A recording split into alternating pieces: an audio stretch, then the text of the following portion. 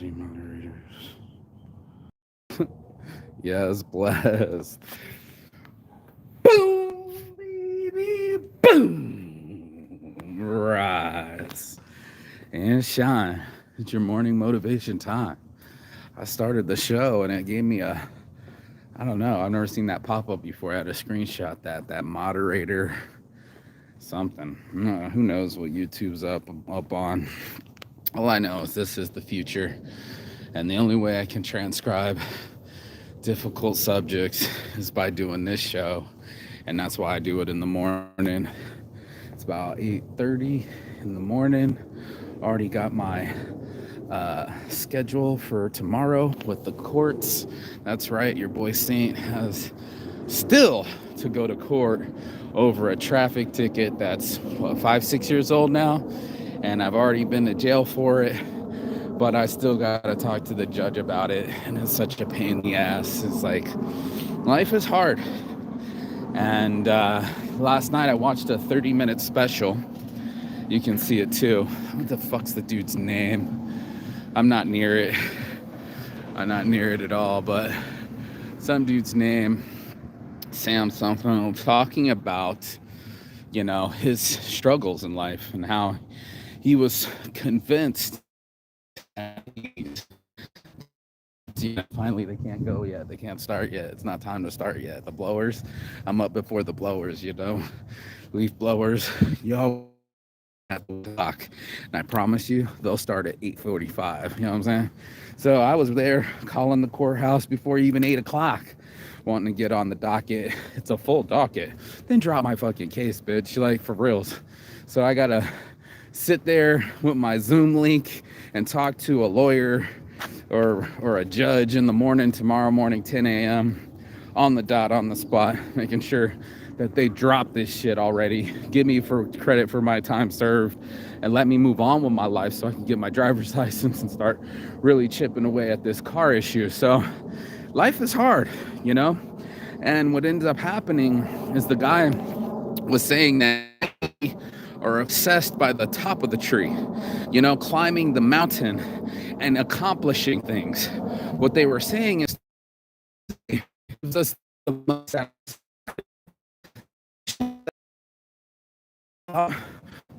action is so low. It's so weird to me that while you're grunting and struggling and reaching to climb these mountains to get to an accomplishment at the top of the mountain that's worth all this effort, and even though you might slide, even though you might fail, it's in the struggle that we are supposed to have the joy. And I just sat there and said, that's not what it feels like. That's not what it feels like at all. It feels like really hard math. It feels like Chinese math. And I sit here and I'm talking about it because I've been to college. I got a whole bunch of paperwork in front of me this morning, all my court stuff. And I'm like, did I go back to college and didn't know it? Like, this shit's so ridiculously tough. The amount of paperwork and organization that is required for us to be on the level or in the game. And it's such a struggle. It's such a fucking pain in the ass. And I'm sitting there going like, wow, why does this have to invade my peace? Does that make sense? Why is it that the struggle that we're supposed to endure and enjoy to get to an accomplishment, you get to the top of the hill and the accomplishment doesn't last long? It's almost like a quick relationship where a girl already quit on you. You're like, yeah, I'm in a relationship, let's post about it. You know what I mean? And then next thing you know, not so much. You know what I'm saying? Not so much. That thing's over. And what was supposed to give you everlasting joy, I guess, this top of the mountain accomplishment feeling, is such a fleeting feeling. The bitch is gone. She already moved out, gone, moved forward. Life is changed for these people. And I'm just like, wow, we have so much time in the day, only so much time in the day to be what we want to be or feel what we want to feel. And then you get something like a bill, right? Like, I'm trying to enjoy my morning. I'm like anyone else, just relaxed and enjoy it. And what do I get? I got to go talk to fucking T-Mobile in the morning. And this dude sounding like a robot telling me, well, our policy, and la da da da da. And you're just like, bro, I don't want to hear about your policy. I don't want to learn your job this morning. I did not wake up at 8:30 this morning to be on the conversation with T-Mobile so you can explain to me your whole job when I have a whole job to do my damn self. It is crazy to me, asinine, how the processes of life where you could be sitting there super chill, super relaxed, enjoying your time as a person in life, and then all of a sudden you got to get interrupted by talking to somebody in a corporation about a bill, or talking to somebody at a court case about the docket, the schedule, or what else interrupted my flow. I don't know, just stupid ass hoes. And it's just like, we could be so less addicted. We could be so less anxious.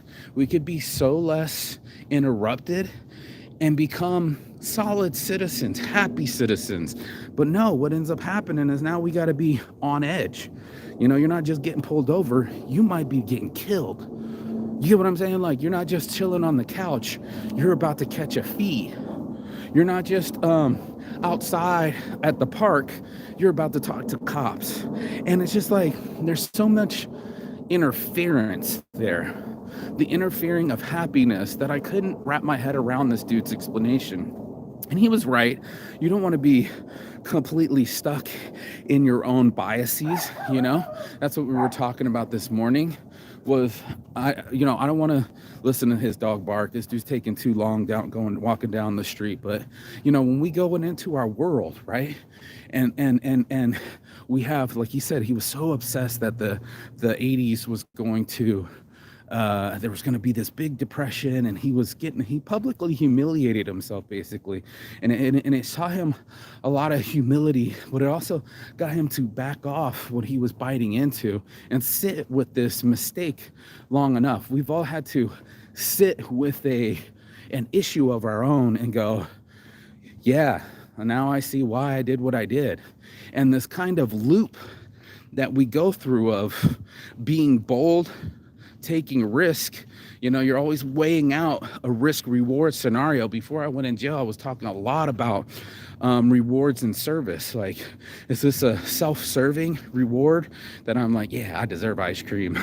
You know what I mean? Or is it a service where it's like we should be giving ice cream to someone else? Like, kids deserve ice cream. I'm an adult now. I've had plenty of ice cream, and it's probably going to make me poo-poo really bad anyway. We give ourselves a lot of reprieve.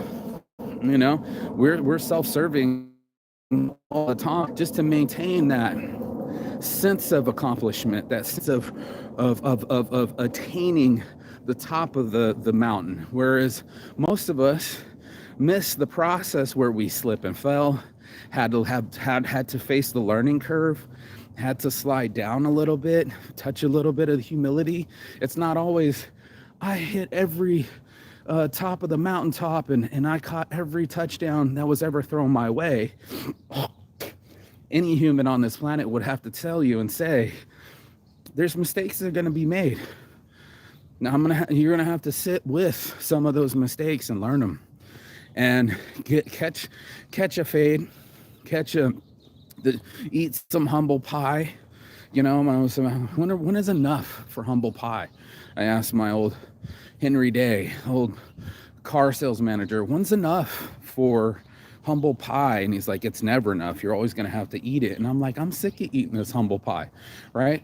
I don't want to always have to be humble. In fact, I'm not a very humble person. I'm very gregarious, going into, I chose this life and I said I was going to do this, and this is my trophy. And part of the trophy is not necessarily just me holding it, but by what process did I get there? And that's what they're talking about, is enjoying the process. Right? A lot of people talk that way and talk in those similar languages. It's like, are you enjoying the process of climbing these hills? Are you enjoying the process of transformation and metamorphosis? That's what it is. Like, we're in stages: larvae, pupa, and of course adulthood. And as we transformed and transpired and started to shift into these other things, that nobody in puberty looks good doing it. You know what I'm saying? You're very gangly, you're very awkward, you don't know what the fuck is happening, but it's part of the process. Oh shit. Is he back? I don't know. Looks like my bestie is back. I don't know what that's all about, but I hope he's okay. Maybe I'll start walking back right now, just check on him. But yeah, I mean, I read this, I looked at the video, and he was very accurate on talking about, us as people and how we tend to have our own ego biases. They called it an ego blind spot, where you won't allow yourself to see yourself past your own ego. I might keep my walk on. And how there's also we're not an AI. We can't possibly see every fucking angle. Some of these things are beyond human capabilities. They were talking about like India running things through one human, and it was like too much for one human to do, or even a set of humans. This was a complex driven brain, so many different organization skills. So while you're sitting organized this morning, organizing my court, organizing my bills, organizing my life and schedule, it's the first of the month, it was a trip to me that some of these processes you don't even see. Maybe you're not paying too much attention to your health and you're not seeing that thing, or I don't know, the breakdown of an appliance or something from your blind spot that you aren't seeing, can't see, and it's not possible to see till it becomes a front forward issue, like it becomes the imperative. So like when we're focused on imperatives, driving your car, you're not exactly checking. You can look at your side mirror, but it's not the same as actually turning your whole head and seeing what's to the side of you.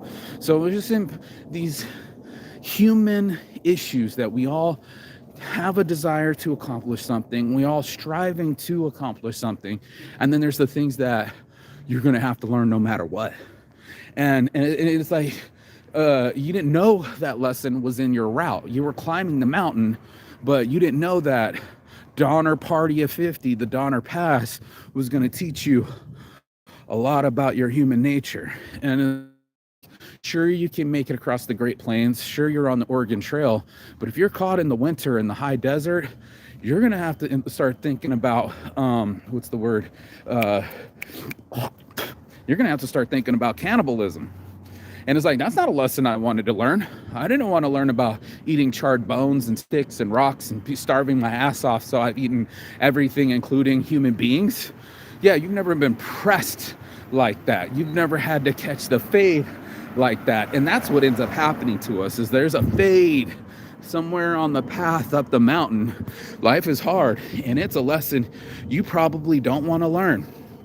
I've been there. I've been in a lot of situations where I'm sitting here going, I didn't want to have to go down the shit pipe recently, 3 different jails in 2 weeks, and go through all this and fines and fees, and people are going to be like, well, that's part of your path right now. And you're like, but it's so hard, it's not like these paths have highways up the mountains. No, they have slopes.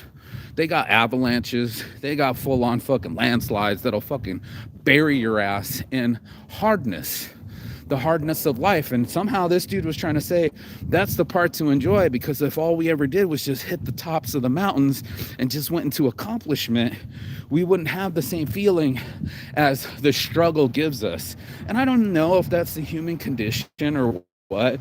Like, you have to learn. They used to say a hard head makes a soft butt. Like, is that the only way that I, especially as a child, would ever get to learn? It wasn't from something easy where someone would say, see, and then all you had to do is make that knot and it's easy peasy for sheezy. No, it was like, we're going to let you fail and get humiliated and get embarrassed and schooled and get served up to learn that lesson. Like, there has to be an amount of pain plus progress that equaled evolution. This is his show on YouTube, and I'll share the link in the description below, because it was quite interesting. He used cartoons to explain what was going on with his life and how we as humans learned. It was so hard for him to learn these lessons on how he was so biting into something, and then he got humiliated in public over it, and then had to sit and learn with that lesson. And I'm feeling that a lot right now, just sitting there and going, do we sit long enough to learn the issue? Does life have to be hard on us for us to process information properly? If it was always easy, let's take the Buddha's life, for instance. The Buddha was said to be a princely prince. He never saw people old. He never saw people poor.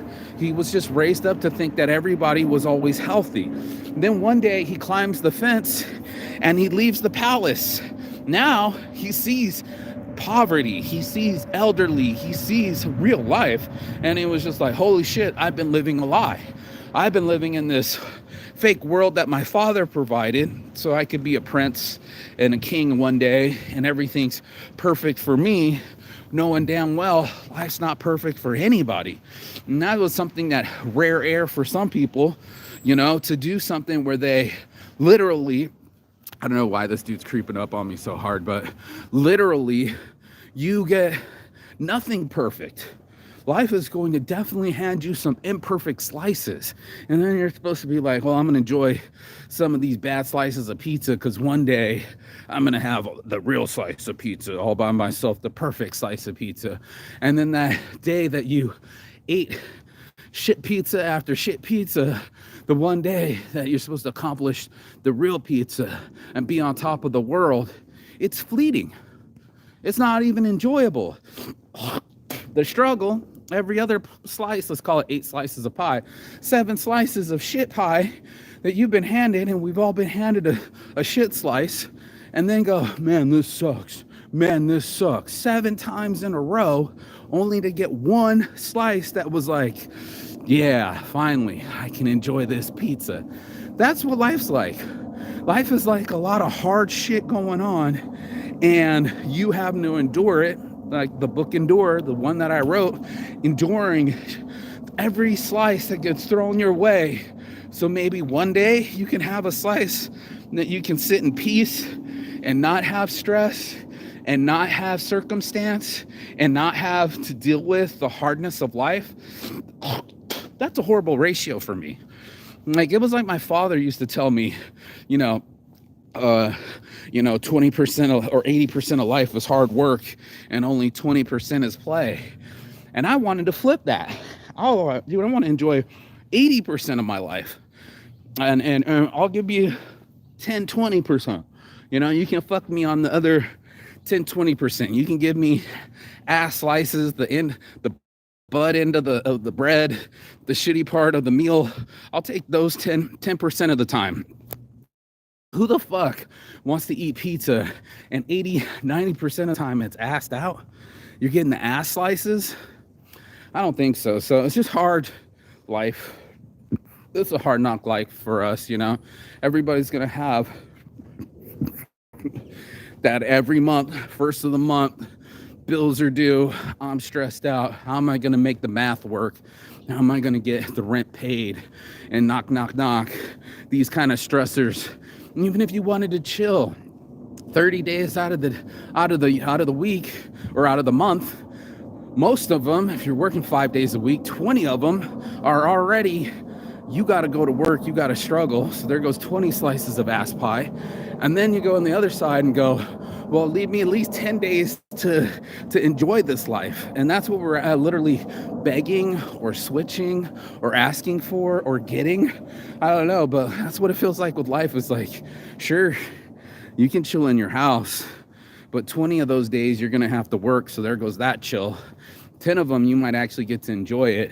And then, of course, on the first of the month, knock, knock, knock, here comes stress. Here comes the hard knock life. So it's just like, wow. I'm not quite sure. It's supposed to be a positive show. It's supposed to be more motivation and stay motivated and endure and make sure you keep smiling and find the things that you're grateful for. Gratitude tends to bring what you have. It's not what you got. It's not what you do. It's what you do with what you have. It's not what you got. It's what you do with what you have. And a lot of us, we're having some shit pies, bro. We're having some shit slices, and it's not okay. It's not okay to keep giving people shit slices and expecting them to make chicken soup out of chicken shit. And that's what I'm really talking about this morning, is that's the process that we all kind of have to live by, go by, is this life is to, be able to endure these really hard processes, pretend, I guess, that they're just part of the process, smile and endure it, because, that's supposed to be the struggle, is where, I guess, the satisfaction is. I watch a lot of videos for satisfaction purposes. They could be cutting wood, they could be building brick, anything construction and assembly. I can watch for hours, shaving a lathe of metal or wood. It's just, it's satisfactory to me, but I don't find it so satisfactory having multiple paperworks with the curtain and not being free and not having money. And I feel like that's what people do, is that you got in the struggle, like you're like, oh, you were supposed to enjoy the struggle of your solitude and singlehood and being alone. Time to enjoy, because now you're in a relationship. You're in loneliness the whole time. Because as a society, especially American society, have so much, finally the middle class can buy little and soup up their cars or soup up their house or soup up their life, right? These things are supposed to be enjoyable, right? But at the same time, we created our own cage. We created this cage that the more things we buy, the poorer the things you own end up owning you, right? And it's like I accumulate more so I can be less free. I don't get it, and freedom's supposed to be free, but it costs. You actually have to pay to stay free. And I just thought that was just so asinine, especially going to the court processes and everything. They're like, everything's the law and a requirement until you wave some cash at it, right? Like, oh man, you're supposed to have all this paperwork. You're supposed to have all these things. But if you give me $775 today, it all kind of disappears and we forget about it. So it's imperative. The law, and we got to make a big stink out of it. We got to threaten your freedom and your financial stability. But as soon as you give us some money, we'll forget the infraction. We'll look the other way. Don't even worry about it. Just pretend it never happened. We got our cash. And you're just like, so what is that? Embezzlement? That's not even embezzlement. What's the word I'm looking for? And it was for the guys the other day. What was the word when you're doing it? And the guy was talking about it. Me and my buddy Benny Mac, we're going to start doing some more shows together. We always should have been recording our shows, but we don't. But he was talking about biker gangs and how they get away with anything that they want in New Zealand, like fucking blocking off the whole what did he do? He blocked off the whole the hospital. All the biker gangs pulled up and walked into the hospital without any masks and just demanding, being infractions, doing whatever the fuck they want, where everyone else is on some follow the rules, right? Follow the rules. Except for you biker gangs, you guys don't have to, because you guys have power and you guys are intimidating, and no one's going to tell you what to do. So the rest of us as citizens, it's like, follow the rules. And then all of a sudden you could be like DeSantos and be a fucking full-on gay, flaming gay transvestite in Brazil in the festivals or whatever he was in the, what do you call that? Carnival, acting a complete fool. And it was like, but you get a pass. Now, as long as you have money, you get a pass. The rules don't apply to you. So it just shows you how unfair life is, how some people have to learn their lessons unfairly, where the other motherfuckers get a slide as long as their check abides. So it was just something to me that was just shocking. It's like, are you really trying to make a law and teach people a lesson, or are you really just trying to exploit them?